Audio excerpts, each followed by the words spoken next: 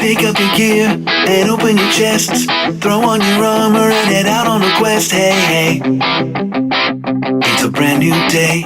It's not only a brand new day, it's a reworked champion Farideh in Liar's Night coming up in 4 days, 11 hours at the time of the recording. Cheers everyone, I'm your the Opinion Keeper. Lovely coffee. I'm going to talk you through her rework, Farideh's rework, and a little bit through her lore. I will link, as usual, her official CNE-Spotlight in the description down below. Let's get Farideh in already.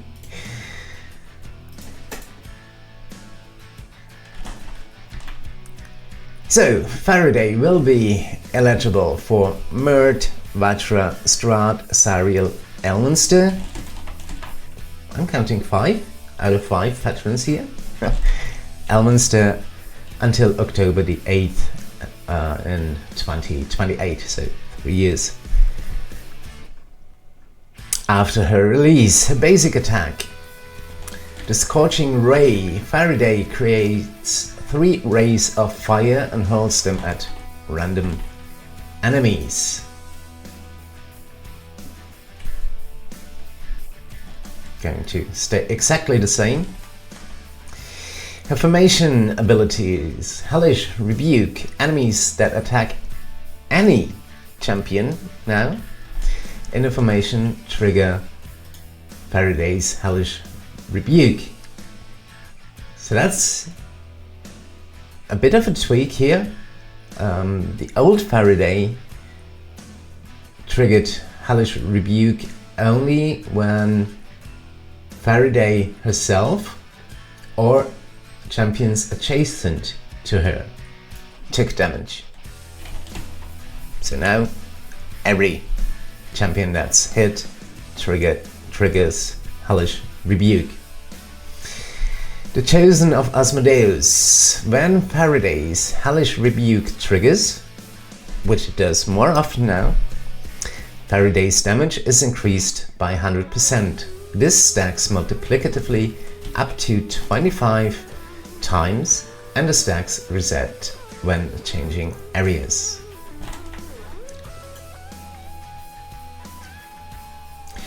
The old Farideh said Hellish Rebuke now affects champions adjacent to Farideh. They still return their damage using Farideh's DPS. Good. Marilyn's meat grinder coming in at exactly the right time. Her specializations: Daughters of Mehen, Pact Family, we'll talk about that later. Now also gains the stacks for each Dragonborn champion in the formation, and its post-stacks effect is increased by 400%. Chosen of Asmodeus stacks are halved when changing areas if Mehen is in the formation, rather than resetting it to 0. Let's have a look.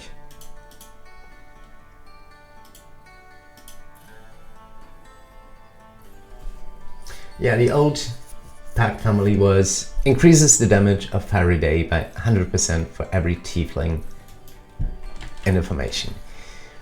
I'll skip the old Farideh part from now. The old Farideh is still in, so you can compare it yourself. Sister, her last formation ability, increases the post-stack effect of Pact Family by 500% when Havilar, her twin sister, is in the formation. Additionally, whenever Havilar sacrifices her imps, so not Farideh, it's Havilar who has those imps, the stack cap of Chosen of Asmodeus is increased by 2, stacking up 5 times. Up to 5 times. So that's 10 additional stacks in total. Farideh's specialization choices. Daughters of Mehen. Pact Family now also gains a stack for each Dragonborn champion in the formation, and its pass stack effect is increased by 400%. Lovely. Chosen of Asmodeus stacks are halved when changing areas if Mehen is in the formation rather than resetting to 0. I just read that, right? Pardon. Next up, Fury of Asmodeus. Farideh gains the debuff role, and whenever Chosen of Asmodeus is at more than 10 stacks, Farideh deals 100% more damage against enemies currently affected by Hellish Rebuke for each stack above 10 she has, stacking multiplicatively. Is there a cap? Deals. Oh yeah, technically there is a cap, because Hellish Rebuke is capped at 25. Good. Pact with Lorcan. Farideh gains the hunter role. We're going to talk about Lorcan later. Farideh gains the hunter role. Fiends become her favorite foe. Oh, she has favorite foes now. That's great. And the effect of Hellish Rebuke is increased by 200% on all fiends. By sheer dumb luck, it really says by sheer dumb luck, each wave of enemies in non-boss areas has a 33% chance to spawn 1 to 2 fiends, and all bosses now count as demonic fiends for the purpose of all abilities that care about such things. That reminds me of Grimm's. What was it? Grimm? Yeah, Grimm's Giant Taunter. Giant Hunter. For giants, Grimm hunts giants, and Farideh fiends. Lovely. Her ultimate attack is the Infernal Aspect. Still, Farideh taps into her infernal bloodline, surrounding herself in a nimbus of flames and sprouting a pair of fiery wings from her back for 15 seconds. We'll try that in a boss area. Yay! Yeah, that's the ultimate. Looking pretty nice. This causes all enemies to go berserk. That's not good. Resulting them in moving 50% faster, attacking twice as often, but dealing 90% less damage. Okay, good. That's a good deal. We made a good deal here. During this time, her flaming aura shoots silvers of flame at random enemies once per second, dealing massive damage. Her epic feats, the Spellmaster increases her damage by 120%, the Ice Knife increases the effect of Hellish Rebuke by 80%, the Impulsive Hero reduces the cooldown on Farideh's base attack by 1 second, and that's a lot, in fact. Immolation, Farideh's attack deal an additional 1 second of BUD damage every second for 5 seconds. The Brimstone Blitz increases the effect of Farideh's Pact with Lorcan ability by 100%. That's unlockable as an event reward. The Infernal Heritage increases the effect of Farideh's Pact Family ability by 80%. I need a sip of coffee. My voice is failing me, almost failing me. Okay. Blessing of Asmodeus increases the effect of Farideh's Chosen of Asmodeus ability by 80%. That's available in the Dark Lord Farideh theme pack. Mehen's Pride, not Bride, it's her daughter. his daughter even. She's her pride, his pride.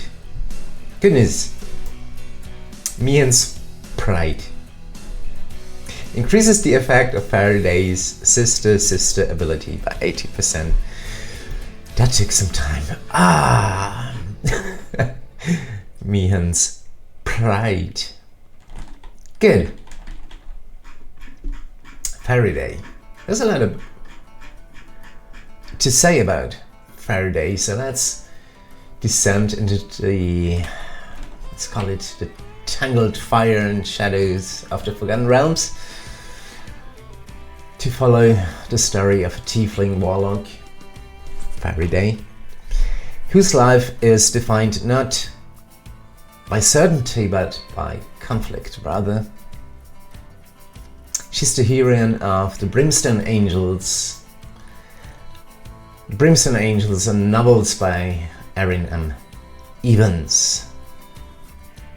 Farideh's journey begins in Irish Bayam, I hope I pronounced that right, a village on Faerun's Dragon Coast. She and her twin sister Havilar, where's Havilar?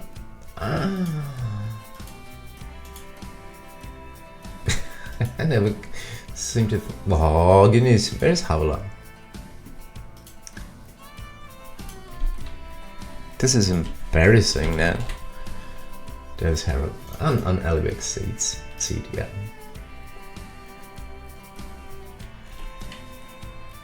Another Tiefling. She's a twin sister and they were born Tieflings, horned and eyed, dichromatic eyes, marked with an infernal heritage that condemned them as outcast even before they could speak. The mother, well, she abandoned them, and it might have ended there had they not been found by Mehen. Ha! Got him on the first try. Seed 3 for Mehen. Well, Mehen was a Dragonborn warrior, scarred not only by battle, but by exile, mostly by exile even. He was cast from his clan, he was himself without any place or any kin. The most would have recoiled from the devil-blooded infants. Mehen chose compassion. He adopted them, both. He raised them, and in that moment, a very unlikely family was forged. A Dragonborn father, 2 Tiefling daughters, twins, bound together against the world that mistrusted all 3 of them. From early childhood on, the differences between the sisters were stark. Havilar, reckless, fiery, fearless. Farideh, thoughtful, cautious, watchful of dangers that Havilar would have never seen. Where Havilar leapt without hesitation into the battle, right into the fray, Farideh, she measured the cost. They were inseparable, just like Virtual and Kent, but the bond was defined as much by contrast as by love. Then came the plot twist, the turning point. As a teenager, Farideh found herself entangled with Lorcan, a Cambion, son of Mephistopheles, the archdevil of Cania. Through a chain of, well, let's call it choices and mistakes, she forged a pact with him, Lorcan, binding her life to his infernal power. To outsiders, this fulfilled every single prejudice. A Tiefling damned to hell, a devil's pawn dressed in mortal flesh, but the truth is far more complex. Farideh never sought the pact for ambition. Never. She did not crave dominion or glory, power, might. No, she accepted the bargain out of fear and loyalty. Loyalty towards Havilar, to protect her, to safeguard Mehen, to shield the entire, very fragile family she so deeply loved. And yet, intentions, they do not erase consequences. Not entirely. Lorcan is cunning, manipulative, and he's dangerously charismatic. He's a tempter and a tormentor at once. Farideh's struggle is not the cliché of resisting a distant evil. No, it's the daily weight of a voice whispering in her ear, offering power, pressing toward corruption even, binding her through desire and fear alike. And it's this tension that defines Farideh. She is no flawless heroine. She doubts herself. She wavers. She questions whether she can ever truly resist that Tiefling fire within her. At times, she draws strength from it, and at times it threatens to entirely consume her. So the Brimstone Angel saga is not a tale of simple triumph. That would be too easy. But of a woman forever walking the edge, the thin line between damnation and redemption. Yet what gives Farideh's story its heart is not only her pact, but her family. Mehen's stern love, Havilar's reckless loyalty. They are bound not by blood. Farideh and Havilar are bound by blood, but towards Mehen, they're bound by choice, by the decision to stand together against exile, prejudice, and the constant shadow of the Hells. In that sense, their bond is a defiance of the world's assumptions. That Tiefling branded as cursed, a Dragonborn marked as dishonored, yet together they're forging a home that no one ever expected.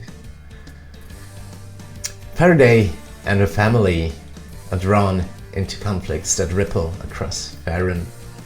Clashes of gods and devils, cults and kingdoms, and all in all of it, Farideh remains what she has always been.